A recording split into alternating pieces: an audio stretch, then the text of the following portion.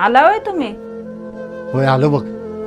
सायले, मला ना असं वाटतंय की मी लग्नच करायला नाही पाहिजे होतं. का? असं काय झालंय? बघ की, मी जे कमवतोय ते सगळं घर खर्चावारीच जाते आणि माझ्या हातात काहीच राहत नाही. त्यामुळे तुझी काय हाऊसमौस मला करायलाच जमत नाही बघ. आओ, असा का विचार करताय तुम्ही? मी कधी तुम्हाला त्या बाबतीत काय बोलले का? पण अगं, तुझ्यासाठी मी काहीच करू शकत नाही. त्याच्याशी लग्नाचा काय संबंध मग? अगं, माझे मित्र वगैरे बघ की, त्यांच्या बायकांची लय हाऊसमौस करतात. ते बघितलं का नाही, माझं मलाच दुःख वाटतंय की मी माझ्या बायकोसाठी काय करू शकत नाही ती. माझे वडील पण तेवढेच पैसे कमवत होते, पण कधीच कुठल्या गोष्टीची त्यांनी कमी भासून दिली नाही, कारण त्यांनी प्रेमच माझ्यावर तेवढं करत होते.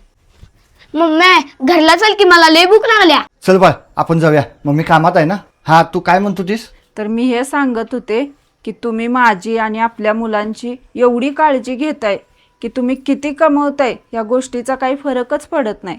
फक्त तुम्ही असंच राहावा, बदलू नका. चल भैया, जाऊया घरी. बायको कधीच विचार करत नाही की नवरा किती कमवतोय. फक्त नवरा प्रेम करणारा असला पाहिजे.